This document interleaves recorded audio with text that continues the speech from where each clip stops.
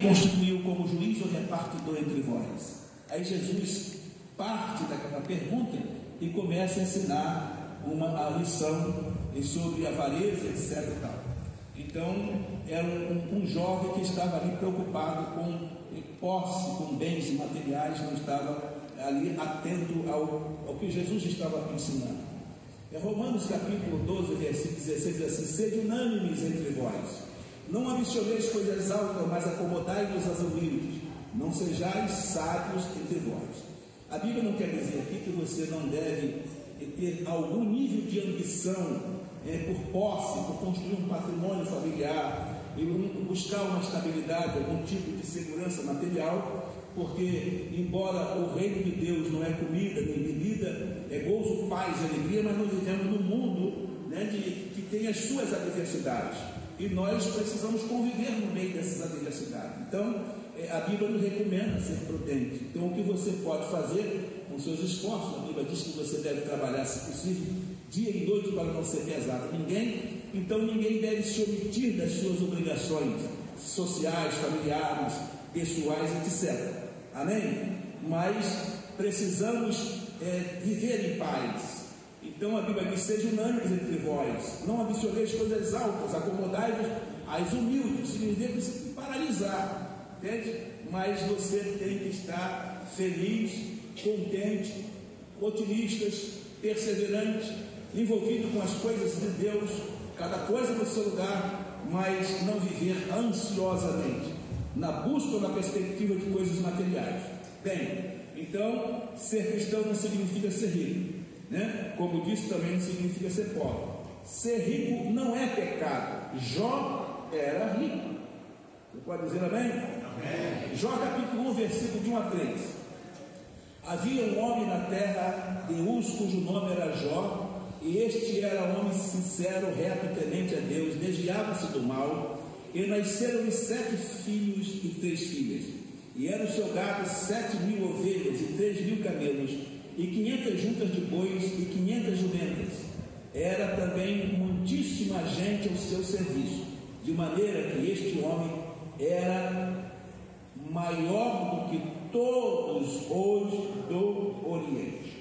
Mas Deus o submeteu a uma provação tremenda, com um altíssimo propósito, e nós vamos falar sobre isso em outra oportunidade, mas Jó perdeu tudo em pouco tempo, perdeu tudo que tinha, perdeu os bens materiais, perdeu todos os seus filhos, ele perdeu a sua fonte de renda, todo o seu gado, suas ovelhas, seus camelos, junta de bois, perdeu tudo de uma vez só, e finalmente perdeu até a sua saúde. Mas Deus multiplicou os bens de Jó. Já era o maior dentre todos do Oriente, mas Deus o fez duplamente maior. Jó 42, 10, 12, 13. E o Senhor virou o cativeiro de Jó quando orava pelos seus amigos, e o Senhor acrescentou a Jó outro tanto em dobro a tudo quanto dantes possuía, e assim abençoou o Senhor o último estado de Jó, mais do que o primeiro, porque teve 14.000 ovelhas, 6.000 camelos, 1.000 juntas de bois, 1.000 jumentas, e também teve mais 7 filhos e 3 filhas. Então do que tinha 7 transformou em 14, do que tinha 3.000 transformou em 5.000, do que tinha 500 juntas depois transformou em 1.000 juntas, do que tinha 1.000 jumentos transformou 500 jumentos transformou em 1.000, e só não multiplicou o número de filhos, só não deu 14 filhos e 6 filhas, mas deu pelo menos mais 7 filhos e 3 filhas. Muito bem. Abraão também era rico. Ser rico não é pecado. Abraão também era rico. Se você tem a oportunidade de acumular bens materiais e ser rico, você pode ser um instrumento para o serviço de Deus com toda a sua riqueza.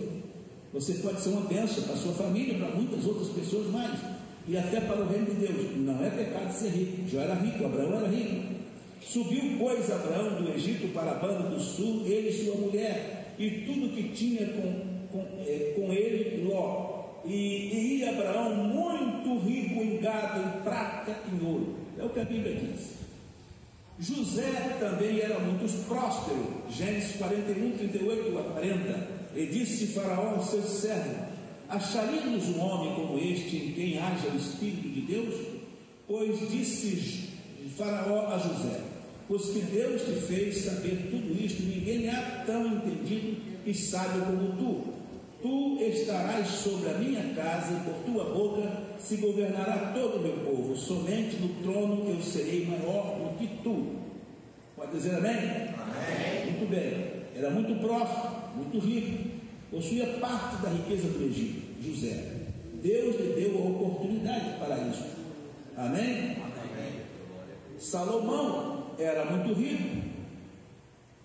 1 Reis capítulo 3, versículo 5, de 9 a 13. Deus deu riquezas a Salomão.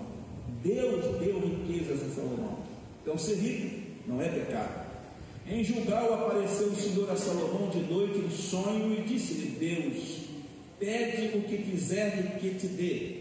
Olha, irmão, se Deus falar isso com você, o que você dirá para Deus? 1 Reis capítulo 3, versículo 9 a 13. E a teu servo, pois, dá um coração entendido. Deus diz: pede o que tu queres. E ele orou dizendo: a teu servo, pois, dá um coração entendido para julgar o teu povo, para que prudentemente discirna entre o bem e o mal, porque quem poderia julgar a este teu grande povo? E esta palavra pareceu boa aos olhos do Senhor, que Salomão pedisse esta coisa. E disse-lhe Deus: porquanto disseste esta coisa e não pediste para ti riqueza, nem pediste a vida de teus inimigos, mas pediste para ti entendimento para ouvir coisas e juízo, eis que fiz segundo as tuas palavras. Eis que te dei um coração tão sábio e entendido, que antes de ti teu igual não houve, e depois de ti teu igual não haverá.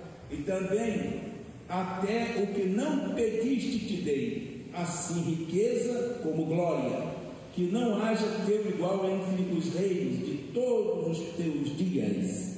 Então o próprio Deus enriqueceu Salomão. Você pode dizer amém? Amém. Este é o Deus que tu serve. Ele é o dono do ouro e da prata. Ele pode suprir as suas necessidades mais do que isso. Ele pode te acrescentar bens materiais, mas tudo o que ele fizer se reverterá em glórias para o seu próprio nome. Deus não está disposto a satisfazer as nossas vaidades. Ele está pronto a suprir todas as nossas reais necessidades. E se ele tiver um propósito de usar-nos como instrumento, tem para administrar bens e riquezas, Deus as colocará à nossa disposição. Se você tem esse sentimento, se deseja esta fé, começa a pedir, começa a orar. E se for para a glória de Deus, Deus pode te acrescentar. Você pode dizer amém? Amém. Aleluia. Quando a riqueza se torna um pecado. Ser rico não é pecado. Nós temos aqui várias referências que acabei de citar, dentre outros que há na Bíblia, né? Ser rico não é pecado. Mas quando a riqueza se torna um pecado? 1 Timóteo 6, 9 e 10. Mas os que querem ser ricos caem em tentações, em laços, em muitas concupiscências loucas e nocivas, que submergem os homens na perdição e na ruína. Porque o amor ao dinheiro é a raiz de toda espécie de males, e nessa cobiça alguns se desviaram da fé e se transpassaram a si mesmo com muitas dores. Ser rico não é pecado, mas o amor, a riqueza se torna um pecado.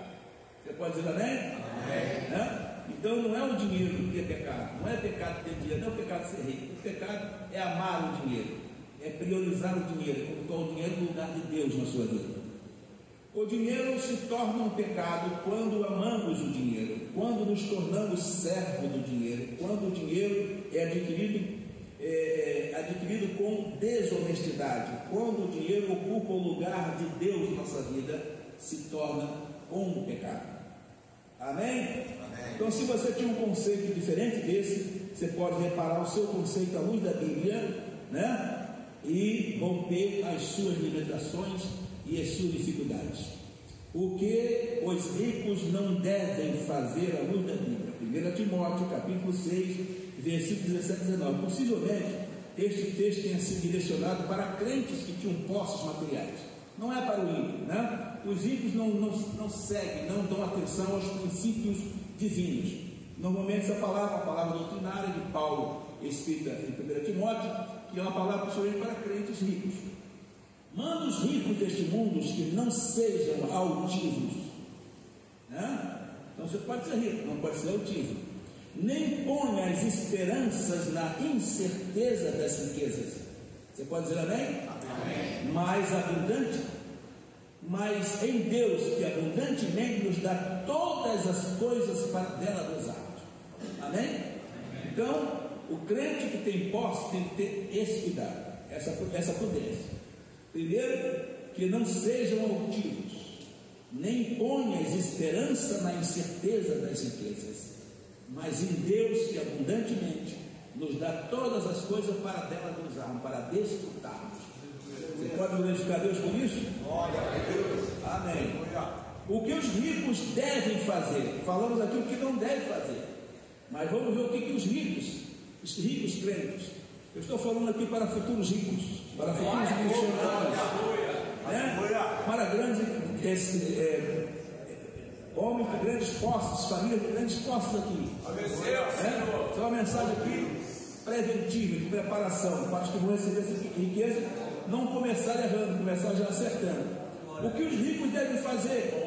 Que façam o bem, enriqueça em boas obras, repartam de boa mente, sejam comunicáveis, que entesourem para si um bom fundamento para o futuro, para que possam alcançar a vida eterna. Um bom fundamento não está falando de riquezas materiais, né? Você não deve priorizar a riqueza acima dos valores, das virtudes, né? Mas que entesoure para si, né? Digo aqui, que entesoure para si mesmo um bom fundamento para o futuro, para que possa alcançar a vida eterna. Amém? Amém. Aleluia. Irmão, pode dar glória a Deus. Estão falando de dinheiro, falando de riqueza. E é um motivo para você glorificar Deus. Número 2. Ser cristão, primeiro, não significa ser rico, nem ser pobre. Ser cristão não significa não ter problemas. Viu, irmão? Tem pessoas que ficam frustradas porque tem problemas, está vivendo com dificuldades, tem as lutas diárias, enfrenta um leão de manhã, um urso à tarde, e acha que está se frustrado na sua vida cristã. Ser cristão não significa não ter problema. Na vida, os problemas são inevitáveis. Amém? Amém. Te prepare para lutar. Deus te deu armas poderosas. Você tem fé, uma arma poderosa, tem a palavra de Deus, uma arma poderosa. Você tem a guarda, a proteção do sangue de Jesus, a guarda dos anjos que acampam ao redor dos que temem o livro do mal. Você tem toda a proteção de Deus à sua disposição, mas se prepare para lutar. Na vida os problemas são inevitáveis. Eu já vi pessoas pregarem dizendo: você aceita Jesus como Salvador pessoal e todos os teus problemas serão resolvidos. Você nunca mais terá problemas. Eu já vi pessoas pregarem assim, e eu as corrigi logo que pude. Jesus nunca disse isso. Mateus 10,16 diz assim: eis que vos envio como ovelhas no meio de lobos, portanto sede prudente como as serpentes e simples como as pombas. Então você vai ter problema, né? É como ovelhas no meio de lobos. Mateus 6,34: não vos inquieteis, pois, pelo dia de amanhã, porque o dia de amanhã cuidará de si mesmo. Basta a cada dia o seu mal. Você terá luta todos os dias da sua vida. Mas a vida do cristão é uma sucessão de batalhas travadas e vencidas. A vitória é nossa pelo sangue de Jesus. Você tem batalhas, mas garantia de vitória.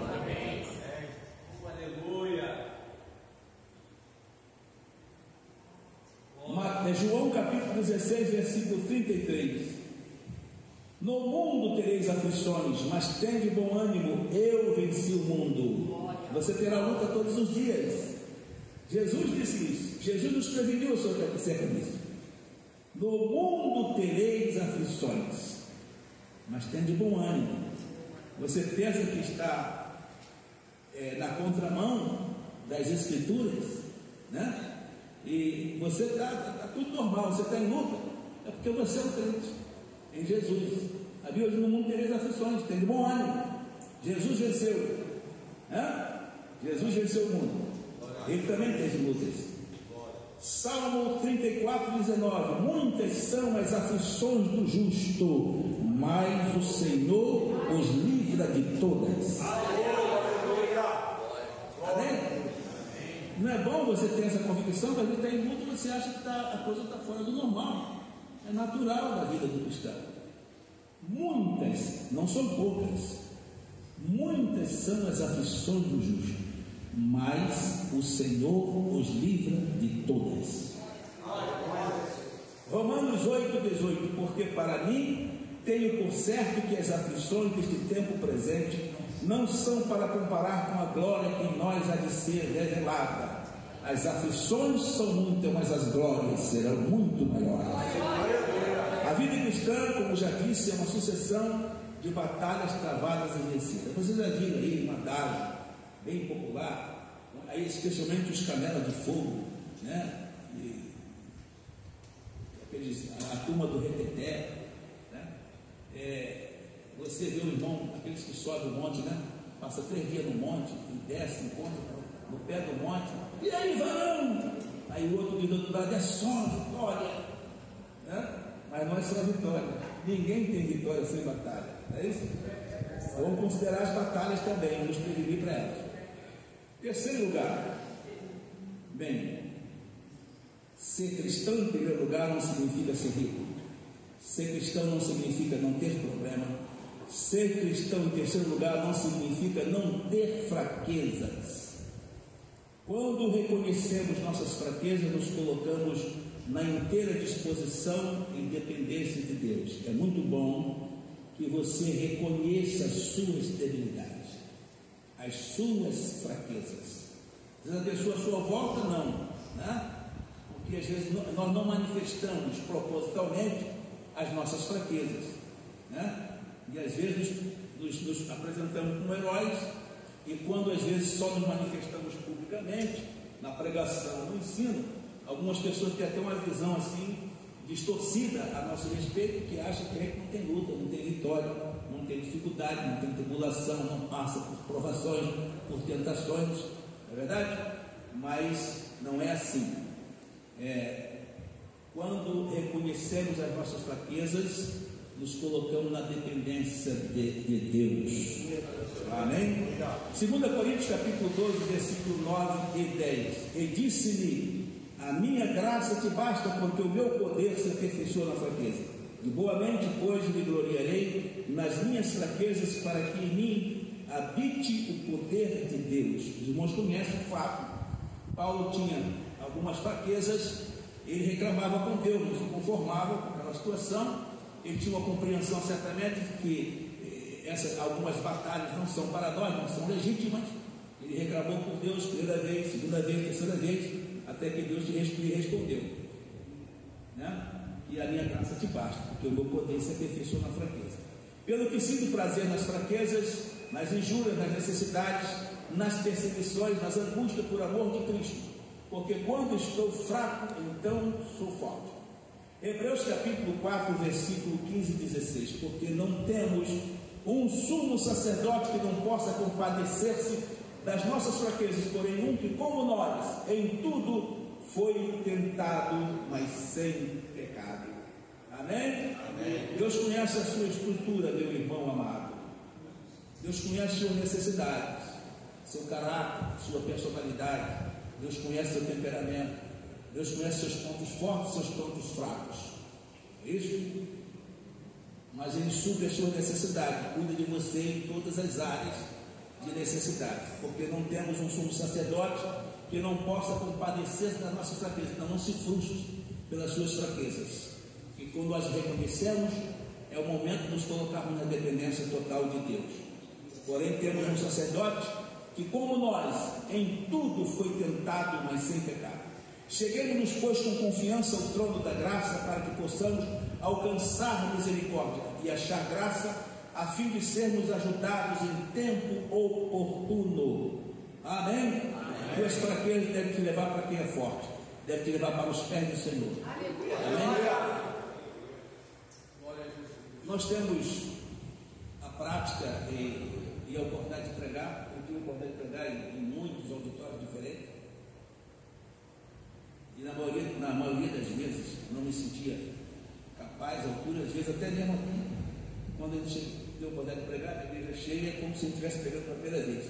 Algumas pessoas não percebem isso, mas cada um tem a sua limitação, a sua dificuldade, e o seu momento, né? E até emocional, espiritual. Às vezes tem a oportunidade de pregar, o compromisso de pregar, e você não se sente tão inspirado naquele momento, né? E enfim, e nós temos, mas eu tenho um hábito, sempre que vou pregar, eu desço um pouquinho mais, né? Do pedestal, um pouco mais, e eu costumo fazer uma oração me colocando 100% na dependência de Deus naquele momento. E houve um momento de eu dizer para Deus: Senhor, hoje é 200%, eu me coloco a 200% na tua dependência, porque eu preciso mais do que 100%. E aí é que Deus supre a necessidade. Deus supre a necessidade. Ser cristão não significa ser imune às tentações. Presta atenção nisso. Ser cristão não significa ser imune às tentações. Todo crente é tentado. Até mesmo porque todo crente é sujeito ao pecado. Vou falar um pouco mais adiante. Mas todo pecado é precedido de uma tentação. Todo pecado é precedido de uma tentação. Ninguém peca em frações de milésimo de segundo, pum, pecado. Não. Ele passa por um processo de tentação, onde ele tem a oportunidade, né, de ceder ou resistir. Amém? Amém. Então eu costumo dizer, ninguém peca dormindo. Você pode pecar antes de dormir. E levar para a cama uma bagagem pecaminosa na sua mente. Isso pode ser projetado através de um sonho, né? Pode até aprofundar um pouquinho mais isso. Mas ninguém peca dormindo. Pecado é sempre consciente, sempre precedido de uma tentação, né? E vamos falar um pouco sobre isso também. Cheguemos, pois, com confiança ao trono da graça, para que possamos alcançar misericórdia, esta graça, a fim de sermos ajudados em tempo oportuno. Romanos 15, 2. Não, já estou um pouco mais adiante, por favor. Ser tentado não significa ser imune à tentação. Ser tentado não é pecado, como já disse, pecado é ceder à tentação. A natureza humana é sujeita a 3 agentes de tentação: a carne, o mundo e o diabo. Tem que estar atento a isso. Tem tentações que procedem, às vezes, exclusivamente da sua natureza mesmo pecaminosa, né? É uma tendência desta natureza caída. Nós fomos, na experiência de justificação, nós fomos livres da condenação do pecado, certo? Durante a vida cristã, através do processo da consagração pessoal, nós somos todos os dias livres do poder do pecado. Quando o que é mortal se revestir da imortalidade, quando o que é corruptível se revestir da incorruptibilidade, quando este corpo for glorificado no ato do arrebatamento, aí você será livre do corpo do pecado. Nós somos livres da condenação ao ser justificado por Cristo. Nós somos livres do poder pelo processo de santificação pessoal e seremos definitivamente livres do corpo do pecado. Mas enquanto você estiver sujeito ao corpo do pecado, você está sujeito às tentações e sujeito ao pecado pela sua própria natureza. Segundo o mundo, o contexto que nós vivemos não é o cósmico, este mundo geográfico e astronômico, mas está falando do sistema que governa o mundo. esse sistema é um sistema maligno em todos os seus aspectos. E nós convivemos em meio a esse sistema. Ele é um sistema sedutor. Os irmãos lembram que uma das tentações de Jesus no deserto, o Satanás mostrou para Jesus os reinos do mundo, né? Ele tentou seduzir Jesus. Tudo isso te darei, se prostrado e me adorar. A tentação do mundo, né? E tem a tentação direta do diabo, né? Então isso aqui é terrível. Eu já tive essa experiência bem de forma específica, ser tentado pelo diabo. Então ore sempre para que o Senhor te livre da tentação, né? A oração do Pai Nosso: não nos deixe cair em tentação, mas livra-nos do mal. Amém? Porque teu é o poder e a glória para sempre. Ore sempre para Deus te livrar, porque ela é terrível, a tentação do diabo. Eu recebi uma ameaça do diabo, que me apareceu um demônio em sonho, me fez uma ameaça, e ele cumpriu essa ameaça. Ele tentou cumprir na primeira etapa, tentou cumprir na segunda, mas Deus me fez uma promessa. Eu fui ameaçado por um demônio em sonho, mas numa oração no monte, com um grupo de obreiros, Deus usou um pastor em profecia. Ele não sabia da experiência que eu havia tido talvez poucos meses antes, e a palavra profética foi exatamente assim: meu servo, esteja atento ao que te vou dizer. Eis que Satanás armou um plano para te derrubar, mas escute o que eu vou te dizer: se tu não vigiares, se tu vigiares, tu terás um livramento. Presta atenção. Se tu não vigiares, não cairás, porque minha mão te susterá. Você lembra do texto que diz que com a tentação te dará também o escape? Deus cuida do seu povo, Deus cuida de você. Amém? Se você temer a Deus, mesmo em meio às suas fraquezas, Satanás nunca, ele não tem essa permissão de tentar além do que você possa suportar. Então ninguém diga, chega no gabinete e diz: pastor, eu não resisti. Foi maior do que as minhas forças. Entende? Foi maior do que eu pude resistir. Não é verdade.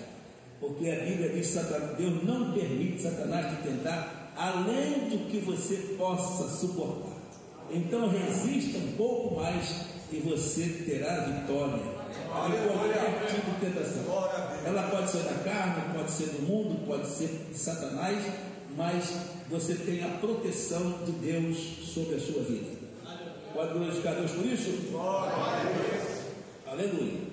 Embora estejamos sujeitos, jamais as tentações estarão acima das nossas possibilidades de vencê-las. Jamais estarão acima das nossas. 1 Coríntios 10, 13. Olha só: não veio sobre vós tentação senão humana, mas fiel é Deus, que vos não deixará tentar acima do que podeis. Antes, com a tentação, dará também o escape para que a possais suportar. Glorifica a Deus. Você está protegido pelo sangue de Jesus. Satanás tem muito poder, né? Para aqueles que estão fora da proteção do sangue de Jesus.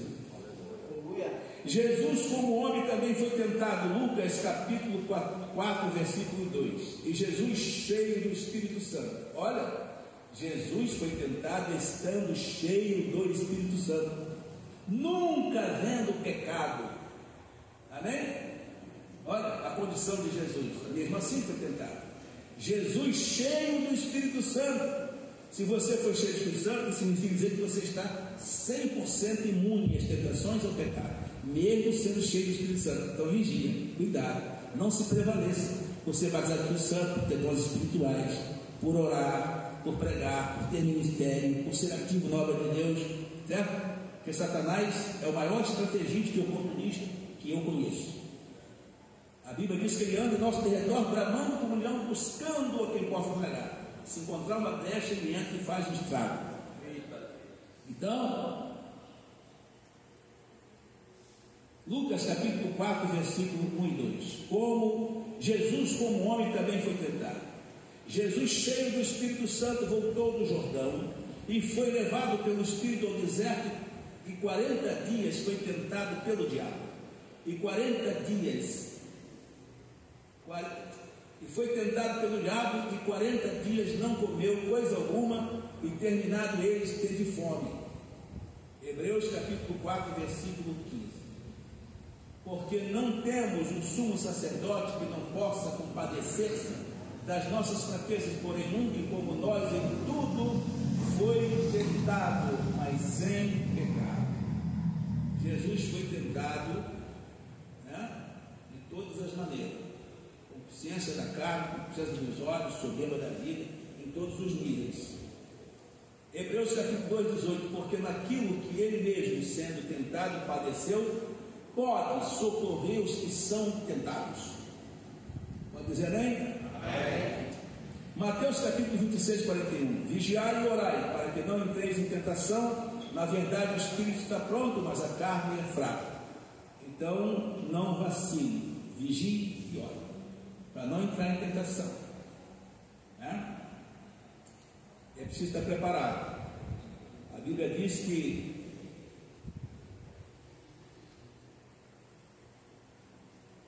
na verdade o espírito está pronto, mas a carne é fraca. Tito capítulo 1, versículo 2 e 3. Meus irmãos, tende grande gozo quando cairdes em várias tentações, sabendo que a prova da vossa fé produz paciência. Então, Deus permite.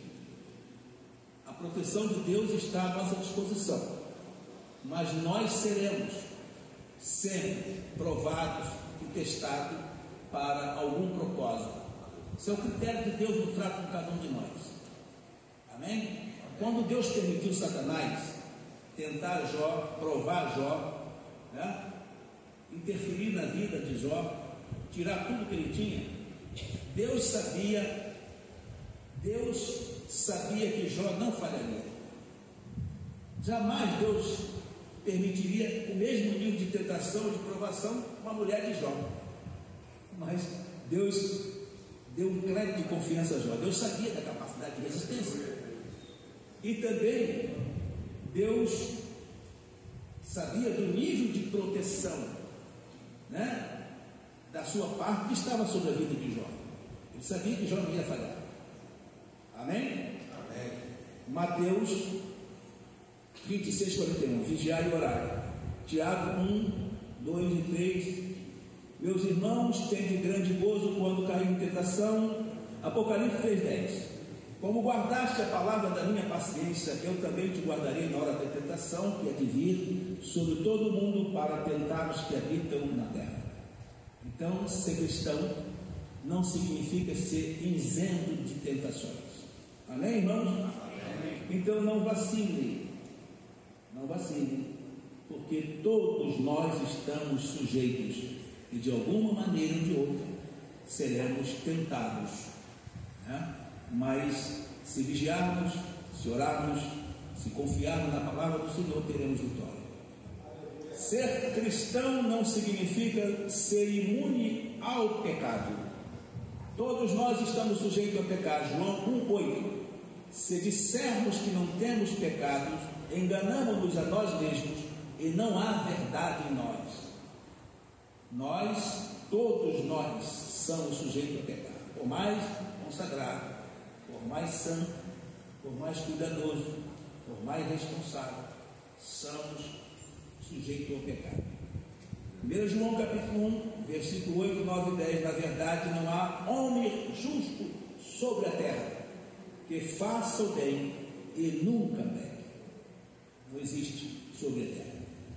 1 João 2, verso 1. Meus filhinhos, estas coisas vos escrevo para que não pequeis.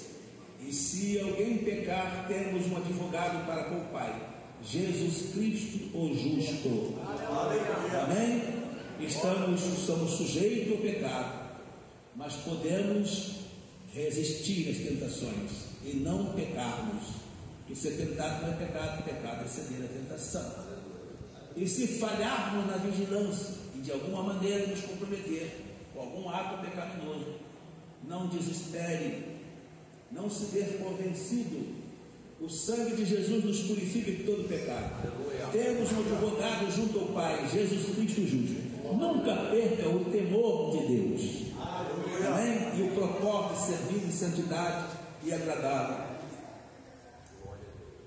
A graça não nos deixa permanecer no pecado, antes nos livra do poder do pecado. Romanos 6, 1 e 2. Que diremos, pois? Permaneceremos no pecado para que a graça seja mais abundante? De modo nenhum. Nós que estamos mortos para o pecado, como viveremos ainda nele? Estamos sujeitos, mas não somos escravos do pecado. Amém? Amém. Há um provérbio que diz que não podemos impedir que uma andorinha pouse em nossa cabeça, mas podemos impedi-la que faça ninho na nossa cabeça. Amém? Então, nós não somos servos do pecado, embora estejamos sujeitos, mas não somos servos do pecado. Ser cristão não significa ser imune às fraquezas. Ser cristão não significa ser imune às enfermidades. O pastor tem falado isso aqui exaustivamente. O crente pode ser atingido por uma enfermidade. A maioria morre de enfermidade, né? Eu já vi até pela internet com os irmãos que a mata está pregando, de repente cai morto. Está louvando, cantando, de repente cai morto. Sem manifestar nenhuma doença, né? Sem passar por sofrimento, por um leito, por um hospital. Cai morto, né? E seria bom se fosse tudo assim, ninguém passasse por sofrimento nenhum. Mas Deus tem propósito. Romanos 8, 28, todas as coisas contribuem ou concorrem para o bem daqueles que amam a Deus. E às vezes no meio de enfermidade é a hora que fazemos os últimos acertos, né? Para estarmos com o Senhor. Eu já visitei pessoas em estados terminais. Talvez alguns de vocês tenham tido essa experiência.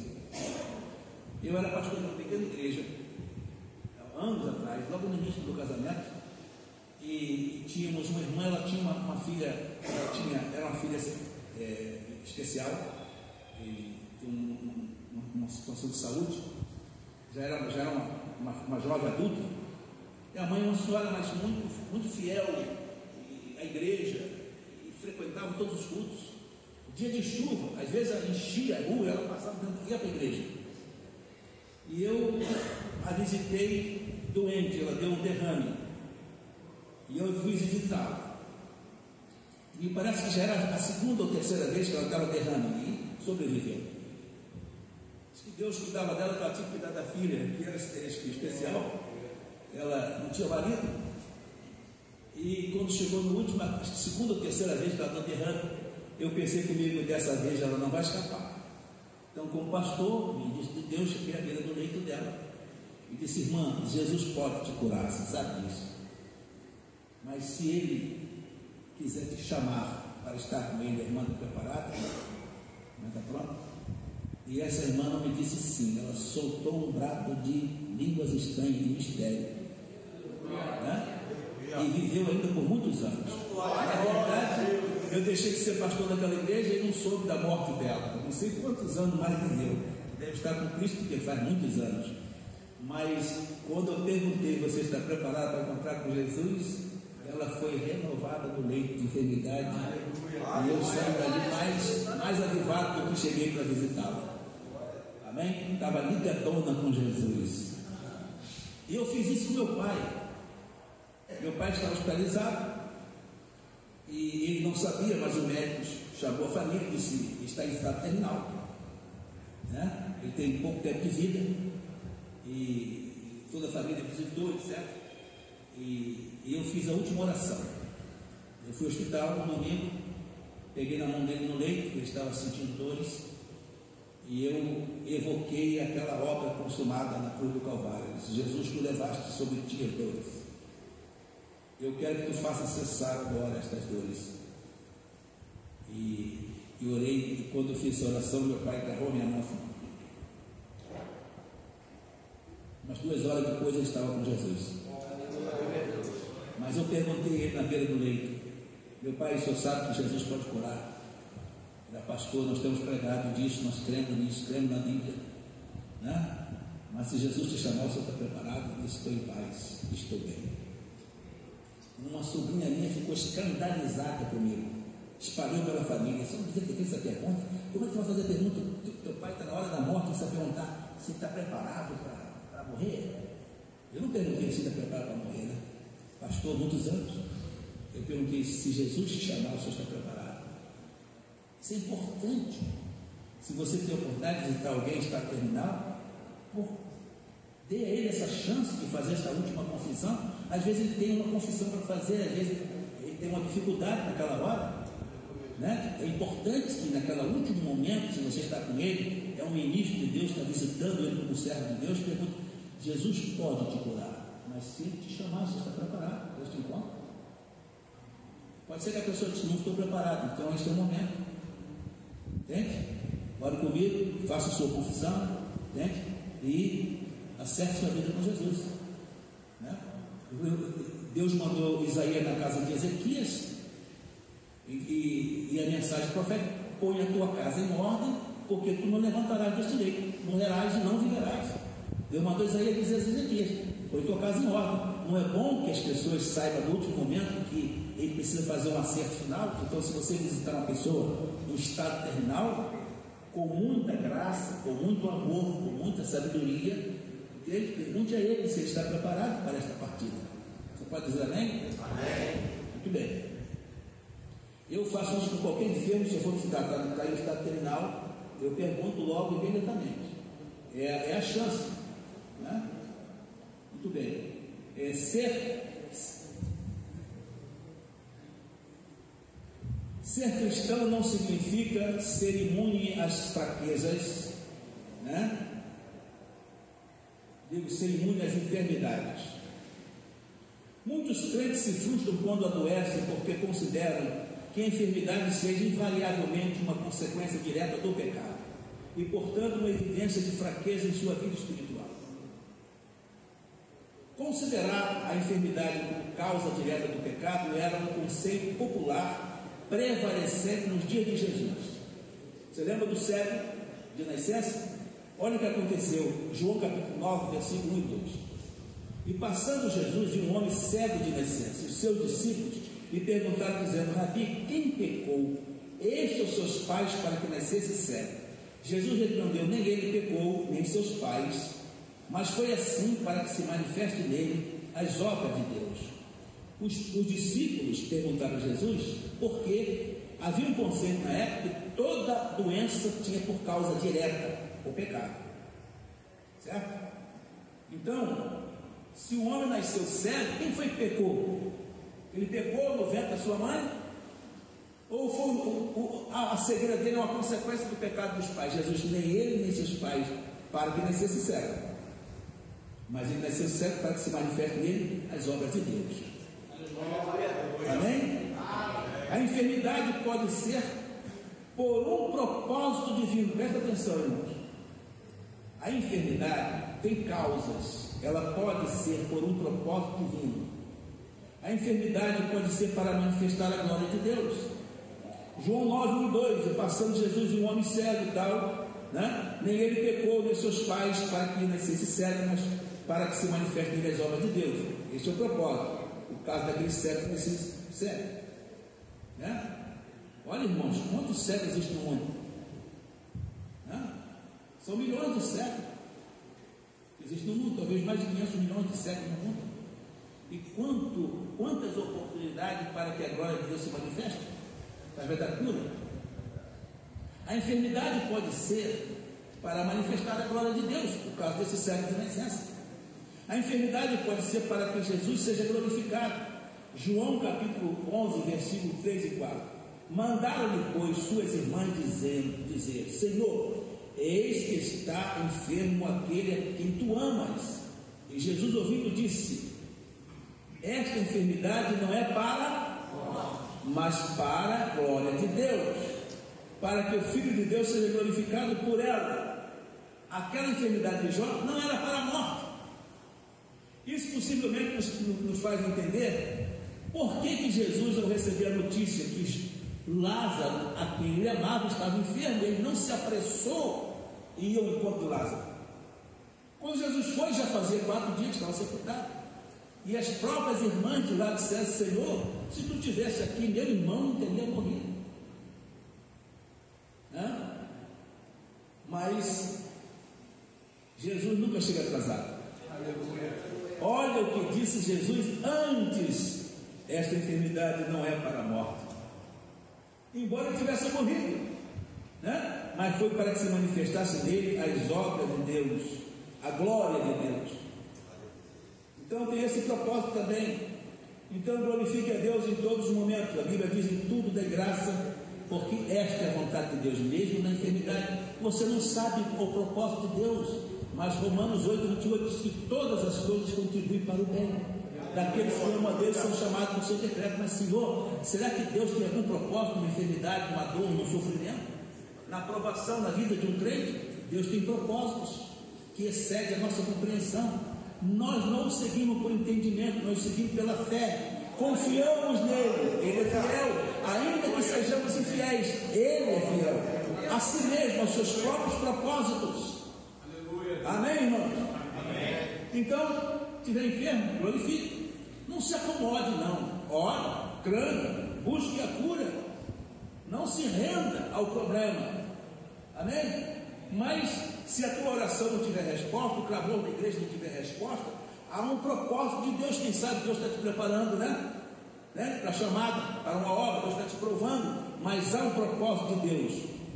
É para a glória, pode ser para a glória. A enfermidade pode ser para uma provação. Primeiro pode ser para a glória de Deus, para que se manifestem as obras de Deus. Pode ser para uma provação. Jó 2:1-10. Vendo um outro dia, vindo um outro dia em que os filhos de Deus vieram apresentar-se perante o Senhor, veio também Satanás entre eles apresentar-se perante Deus. Então o Senhor disse a Satanás: de onde vens? E respondeu Satanás ao Senhor e disse: de onde há a terra e passear por ela. E disse o Senhor a Satanás: observaste o meu servo Jó? Porque ninguém há na terra semelhante a ele, homem sincero, reto, temente a Deus, desvia-se do mal, e que ainda retém a sua sinceridade, havendo-me tu incitado contra ele para o consumir sem causa. Não havia uma justificativa, uma causa, mas Satanás incitou, né? Deus aceitou o desafio, né? Muito bem. A enfermidade pode ser, no caso de Jó, foi uma provação, mas Deus deu graças a Jó. Vê que no máximo do sofrimento, né, o que disse Jó? Eu sei que meu Deus sofri, e por fim se levantará sobre a terra, e na minha carne eu verei a Deus. Amém? Deus é fiel. Depois, quem sei que tudo pode, nenhum de teus pensamentos pode ser entendido. Esse Jó. Amém? Ele entendeu o propósito de Deus.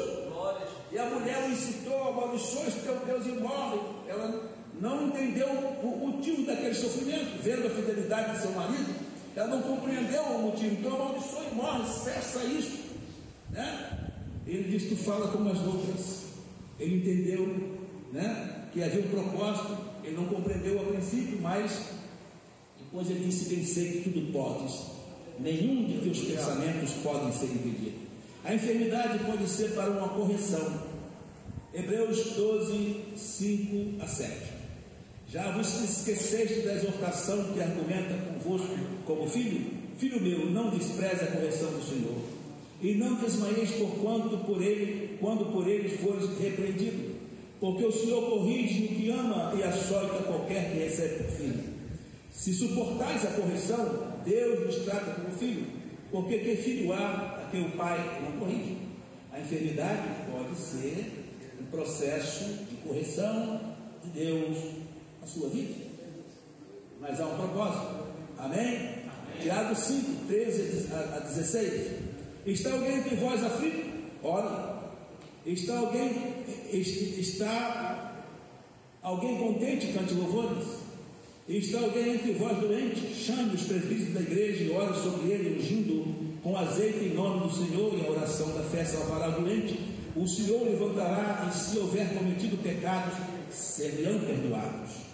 Confessai as vossas culpas uns aos outros, e orai uns pelos outros, para que sareis. A oração feita por um justo pode muito em seus efeitos.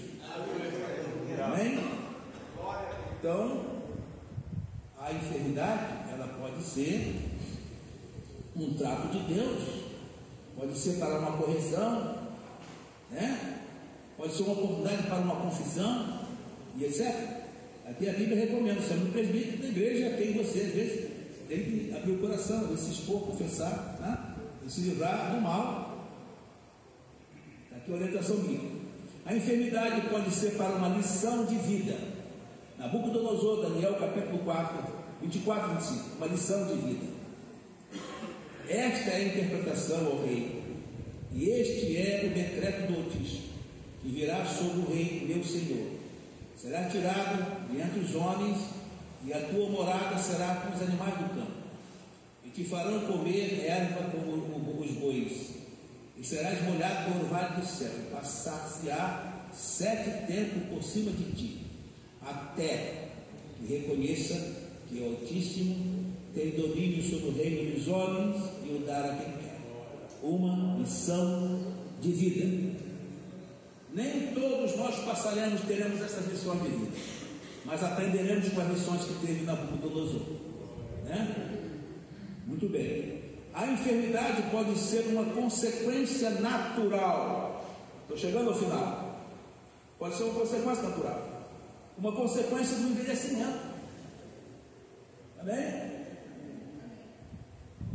Se você tem um carro, você não roda 24 anos o seu carro sem trocar a bateria, sem trocar as velas.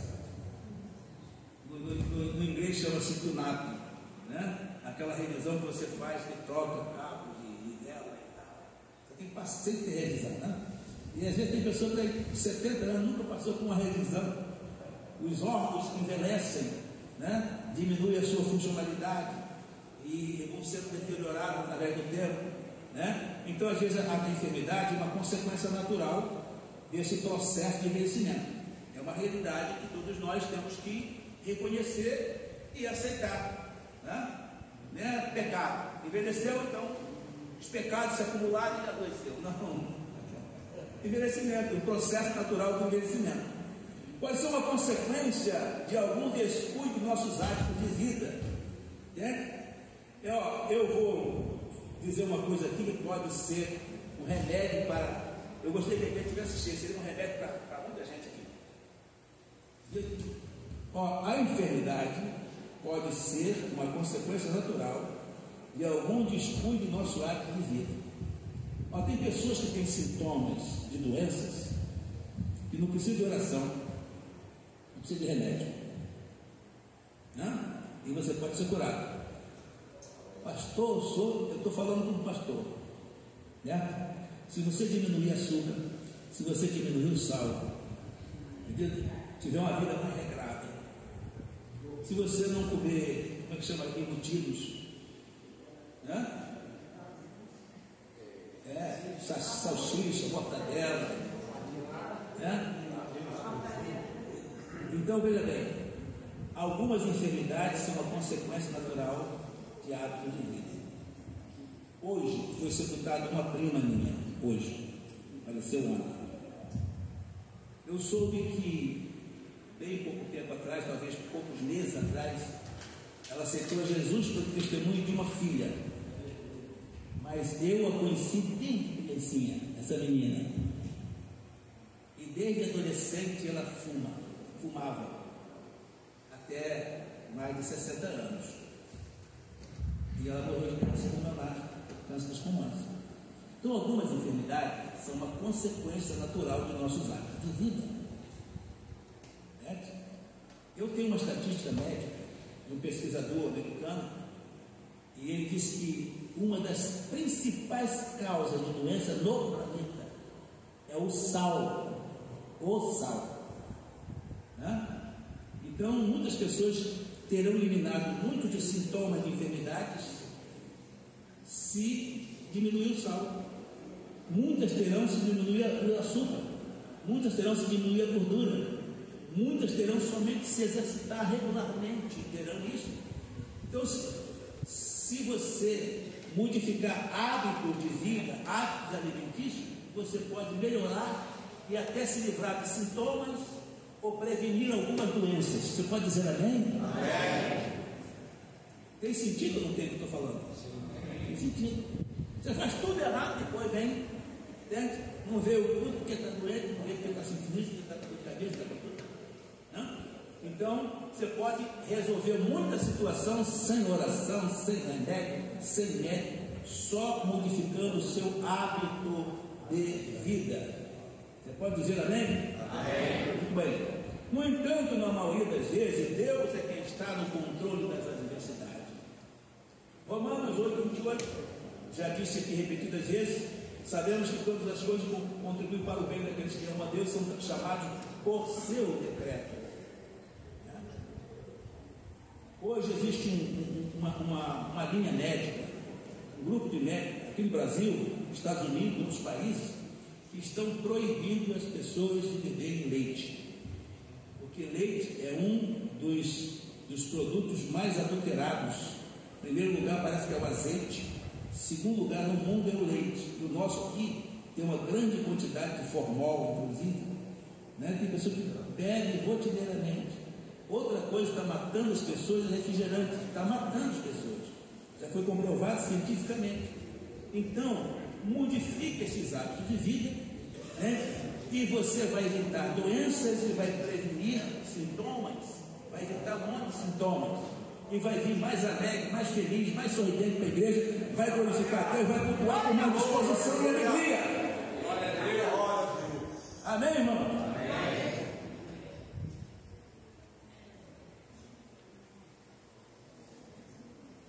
Aí os irmãos vão dizer depois que o pastor Deus usou ele com tremendo avivamento, só falou que tem que evitar açúcar, evitar sal, evitar refrigerante, evitar gordura e coisa e tal, e foi uma obra de cura, de renovação maravilhosa na igreja.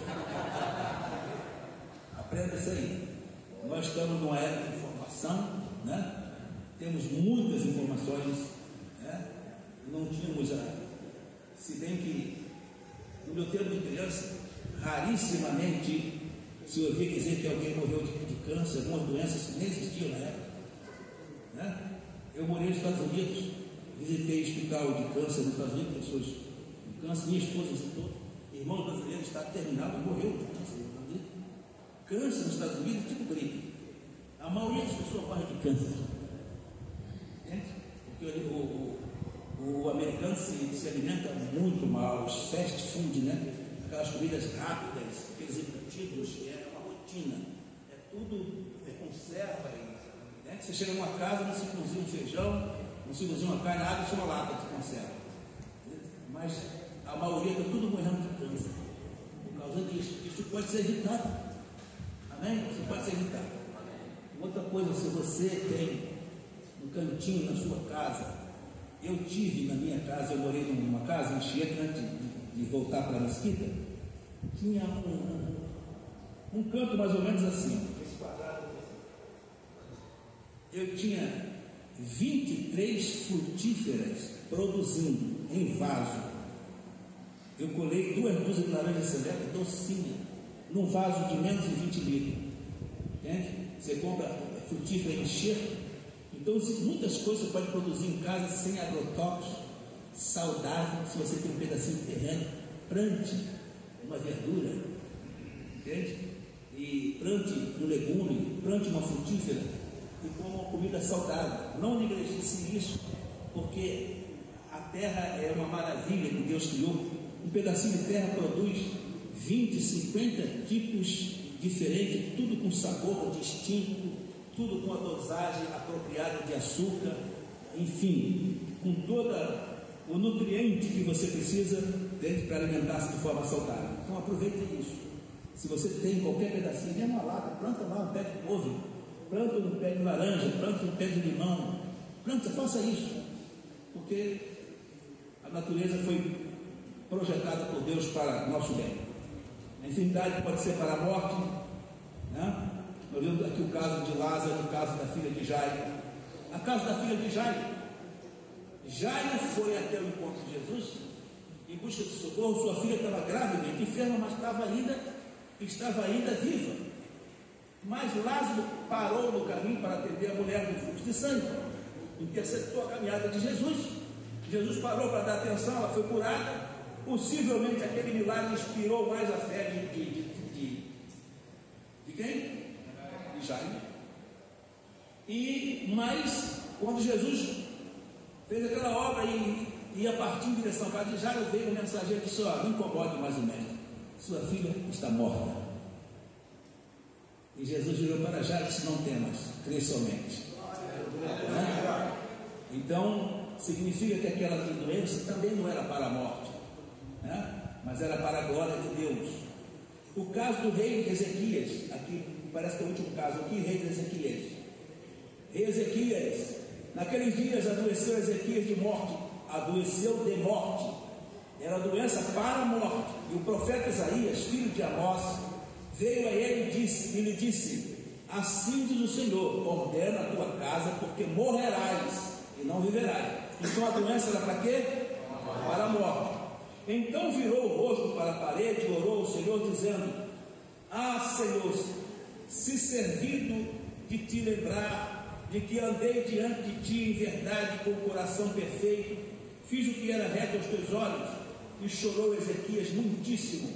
Sucedeu, pois, que não havendo Isaías ainda saído do meio do pátio, veio a ele a palavra do Senhor, dizendo: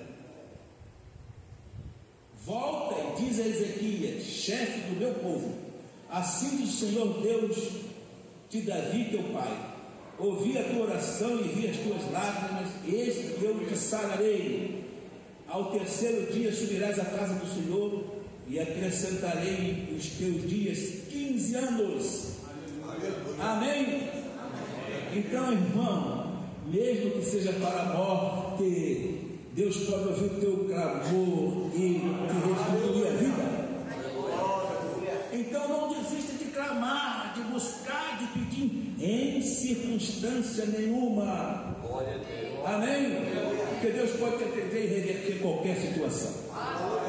Eu tive um pastor muito conhecido no Brasil, um professor. Eu tive como professor por 2 anos, pastor João de Oliveira. Ele foi pastor em Pindamonhangaba, foi pastor em Taubaté, foi comentarista da revista Dominical na década de 70, de 80. E ele, na escola, dando aula, ele teve uma trombose, foi levado para o hospital e morreu, constatado morto. Naquele tempo o corpo era velado em casa, levaram. Só que João de Oliveira, ele tinha irmão, uma carrada de filhos, com uma mulher só, ele teve 23 filhos. É um pastor abençoado, muito ativo no ministério. 23 filhos.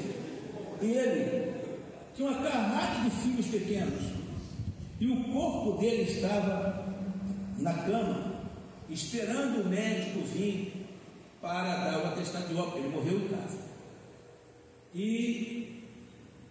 Mas chegou de viagem no Instituto Bíblico, onde eu estudei em Pindamonhangaba, chegou o João Pedro Colenda. Meu diretor é João Colenda Lemos, o tio dele é J.P. Colenda, muitíssimo conhecido. Depois da Segunda Guerra Mundial, o primeiro Instituto Bíblico na Alemanha foi fundado pessoalmente por ele. Foi meu professor de homilética, J.P. Colenda, um homem de Deus. E ele chegou de viagem em Pindamonhangaba no dia que João de Oliveira havia morrido. Quando ele soube, ele foi direto à casa para visitar a família. Chegando lá, o corpo de João de Oliveira estava na cama.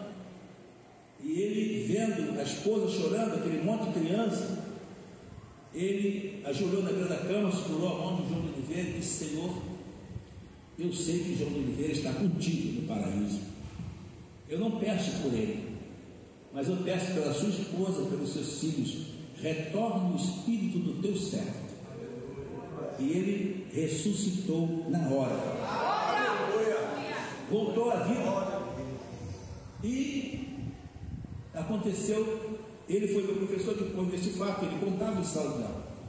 Mas a maravilha, inclusive isso você pode encontrar na internet, porque isso foi produzido pela CPAD em livros e foi, na época, em disco, o testemunho pessoal dele. Mas eu ouvi várias vezes o testemunho dele pessoalmente, ele foi meu professor 2 anos.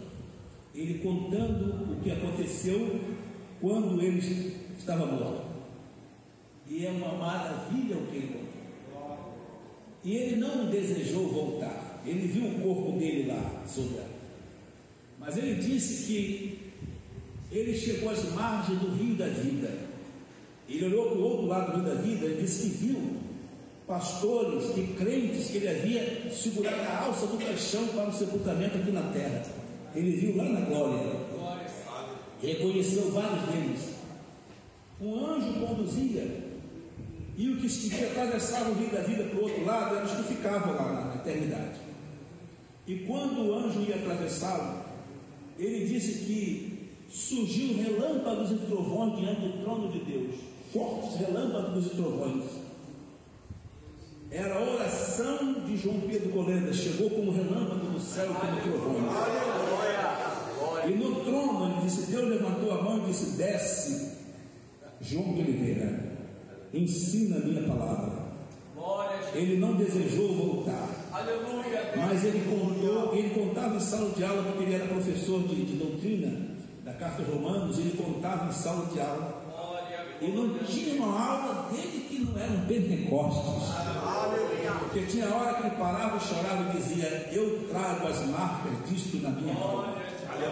Eu vi coisas que João viu, eu vi o rio da vida, eu vi as ruas como um mar de vidro, eu vi os portais de cristal, e ele dizia o que viu.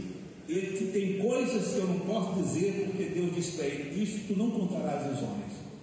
Mas ele via cada maravilha extraordinária. E imagine este homem ensinando doutrinas bíblicas em sala de aula, 2 anos. Em 2 anos ele dava pelo menos uma aula por semana. Eu nunca lembro que ele tenha entrado na sala de aula, ele entrava cantando Alvo Mais Que a Neves, todas as aulas durante 2 anos. Ele disse, vocês não imaginam o poder do sangue de Jesus, o que representa do céu o sangue de Jesus. Ele só entrava cantando alvo mais que a neve, alvo mais que a neve, sim, neste sangue lavado, mais alvo que a neve serei. Se vocês não imaginam o que este sangue de Jesus representa no céu. 2 anos de verdade. Irmãos amados, eu saí do livro, embora depois eu soube que João de Oliveira passou definitivamente para a eternidade. 15 anos depois, como Ezequias viveu exatamente mais 15 anos, por isso que eu me lembrei desse fato. Estou encerrando, meus amados irmãos, mas quero lembrá-los aqui,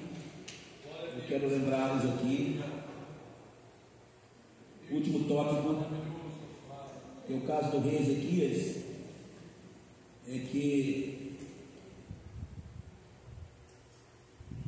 a enfermidade, ser cristão não significa ser imune às enfermidades. Você pode dizer amém? Amém. Você tem um resumo aqui. Estamos encerrando, graças a Deus. Se eu tiver a oportunidade, uma outra oportunidade, eu vou dar uma sequência a esse estudo. Que eu falei aqui sobre 6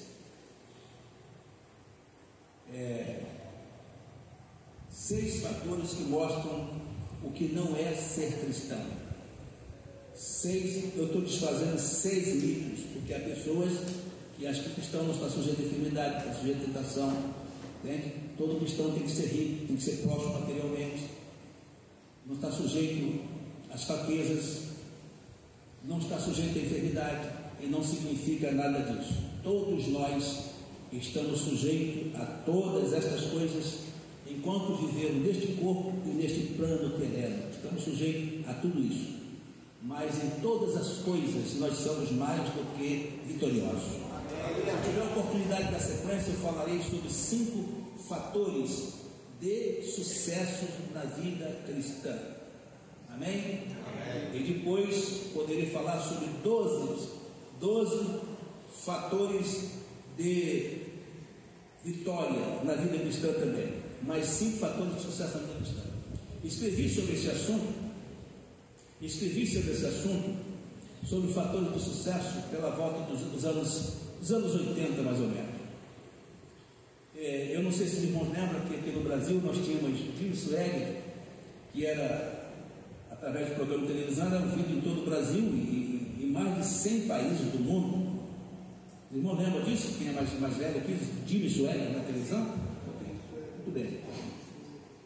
E nós tomamos conhecimento de uma queda aqui, ministerial que o Jimmy Swaggart teve.